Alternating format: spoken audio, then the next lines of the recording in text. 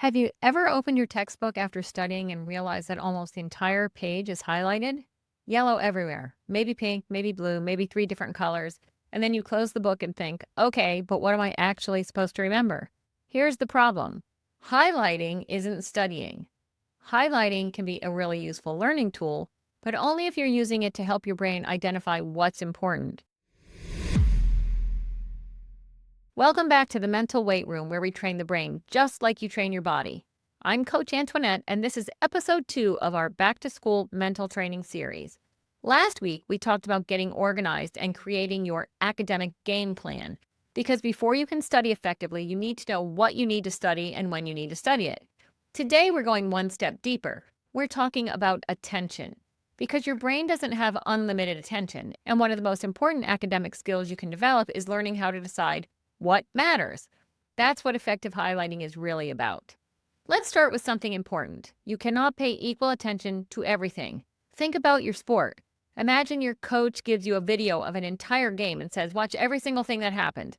You'd probably notice a lot of things, but if your coach says, watch only how you positioned yourself defensively when the ball is on the other side of the field, your attention becomes much more focused. You're looking for something specific. That's what we want to do when we study. Instead of treating every sentence in a textbook as equally important, we want to train our brain to identify the information that deserves our attention. That's where highlighting can help. Think of highlighting as a filter. You're basically telling your brain, out of all the information on this page, pay special attention to this. And here's where students often get into trouble. They highlight everything, and when everything is highlighted, nothing is highlighted. If I hand you a page that's completely yellow and ask, what's important, you still don't know. You've simply changed the color of the page. The goal isn't to make your textbook colorful. The goal is to make the important information stand out. Here's one of my favorite questions to use when highlighting.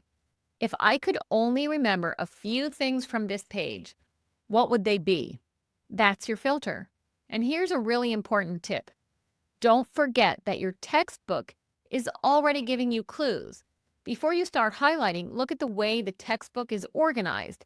If the textbook puts a word in bold print, there's probably a reason. If it gives you a heading, that's telling you what the section is about. If there's a subheading, that's giving you another clue about that specific idea you're about to learn.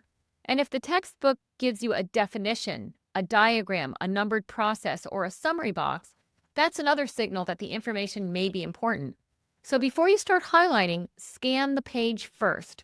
Look at the headings, look at the bold words, look at the diagrams, look at the captions, look at the questions or summaries. You're basically asking, what is this textbook telling me is important? Then use your own brain to decide what deserves to be highlighted. Because remember, the textbook gives you clues. Your brain makes the decision. You're identifying the information that is most important to understanding the material. Your teacher is actually giving you clues all the time. Listen for phrases like, this is important. You need to know this. Remember this. This will be on the test. Make sure you understand this. Or maybe your teacher repeats something several times. That's also a pretty good signal. Also, pay attention to what your teacher writes on the board, includes in a study guide, puts in an outline, uses in homework questions, and spends extra time explaining. Those are all potential highlighting candidates. And here's an important student-athlete skill. Learn to pay attention to the coach's instructions. The same skill that helps you recognize what your coach considers important during practice can help you recognize what your teacher considers important during class. Here's a mistake I want you to avoid. Don't automatically highlight as you're reading every sentence. Sometimes it's better to read a paragraph or a section first and ask yourself, what was the main point here? Then go back and highlight the important information. Why? Because if you're highlighting every sentence as you read it, you're reacting to the information instead of thinking about it. We want highlighting to become an active learning process. You're making a decision. You're asking what's important here. That decision requires your brain to process the information, and that's much more useful than simply dragging a highlighter across the page. Here's another trick. Sometimes the textbook has already done part of the highlighting for you. Like we said, if photosynthesis is the heading, you probably don't need to highlight the word again just because you see it in the paragraph. The heading has already made it stand out. Your job is to identify the important information underneath that heading. Let's say your textbook says, photosynthesis is the process by which green plants use sunlight to convert carbon dioxide and water into glucose and oxygen. You don't necessarily need to highlight the entire sentence. You might highlight the heading, photosynthesis, and then underneath it, sunlight, carbon dioxide, water, glucose, oxygen. Now, when you look back at the page, your eyes immediately go to the concept and the key information. That's what we want. Think keywords and phrases, not entire pages. Here's where highlighting gets even more powerful. And this is actually going to set us up for next week's episode when we're going to talk about flashcards and how to use them as active learning tools. But you don't have to wait until next week to start using the idea. Your highlighting can actually help you create the questions you'll eventually use to test yourself. Let's say you've highlighted photosynthesis, the process plants use to convert light energy into chemical energy. You can turn that into what is photosynthesis? Or if you've highlighted the American Revolution in 1775, you can create when did the American Revolution begin? See what's happening? You're not just highlighting information and moving on. You're turning that information into a question your brain has to answer. And those questions can eventually become flashcards, quiz questions, or even a quick self-test. So your process becomes highlight, question, answer, quiz. That's active learning. And next week, we'll take that process one step further and talk specifically about how to create better flashcards that actually help you learn and remember. Now let's talk about colors. Can different colors help? Absolutely, but only if the colors have a purpose. For example, you might decide yellow is for key concepts, blue is for vocabulary words, pink is for dates, green is for examples. But here's the rule. Don't create a color system so complicated that organizing your highlighters becomes more work than studying. You don't need 8 colors, you don't need a rainbow, and you definitely don't need to spend 10 minutes deciding whether something is teal or blue. The purpose of color coding is to make information easier to recognize, not to make your notes Instagram worthy. This is probably the most important thing I want you to hear today.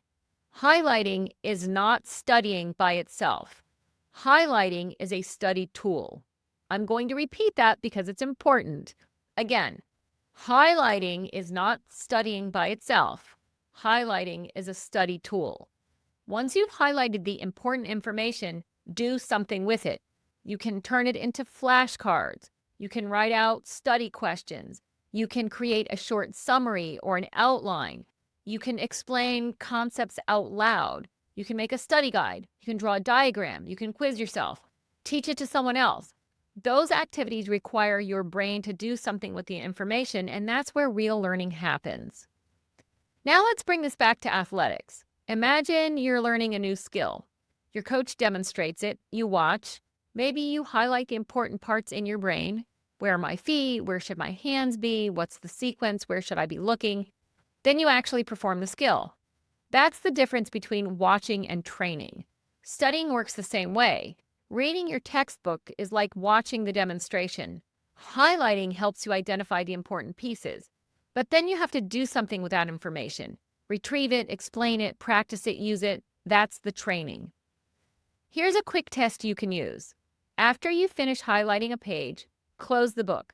Now ask yourself, what were the 3 most important things on that page? If you can answer, great. If you can't, go back. Look at your highlights. Ask yourself, did I actually identify the important information or did I just highlight everything? That's a great self-awareness check. Here's another simple guideline. Try to keep your highlighting to roughly the most important 20 to 30% of the material rather than highlighting half the page. This isn't a hard scientific rule, it's a practical filter. If you're highlighting 80% of the page, you're probably not being selective enough. Challenge yourself. Can I reduce this? What really matters? What would my teacher expect me to know? What information helps me understand the concept? What would I want on a flashcard? That's where your attention should go. And this connects directly to last week's episode where we talked about organization. Remember, your goal isn't to wait until the night before a test and suddenly figure out what matters. Instead, class happens, you take notes, you review the notes, you highlight the important information, you create flashcards or questions, You review them throughout the week. Now you're building a system. And when test day arrives, you're not starting from zero. You've been training all along. So here's your mental rep of the week. Take one page of notes or one section of a textbook before you highlight anything.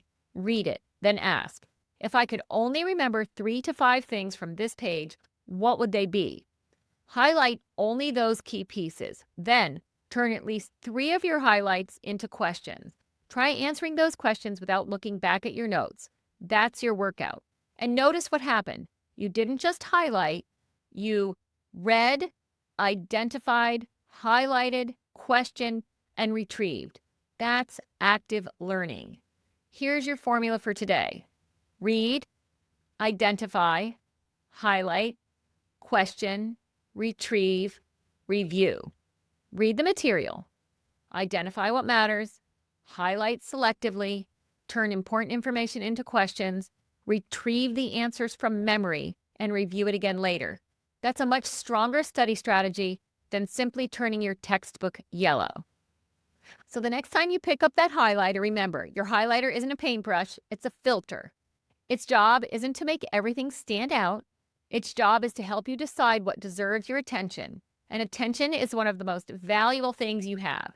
As a student athlete, you're constantly dividing your attention between school, practice, competition, teammates, coaches, family, friends, and everything else going on in your life. You can't give 100% of your attention to everything, so learn to identify what matters. That's a skill that will help you far beyond the classroom. I've also put together a free downloadable worksheet just for listeners that will help you cultivate your highlighting skills. You can access it by scanning the QR code or visit the show notes for the link. Thanks for tuning in today. If you found this episode helpful, click like, drop a comment, share it with a fellow student athlete, and if you haven't already, be sure to subscribe and follow the Mental Weight Room podcast on Instagram and Facebook so you never miss a mental workout. This is Coach Antoinette signing off, and until next time, keep training your brain like you train your body and keep pushing your limits.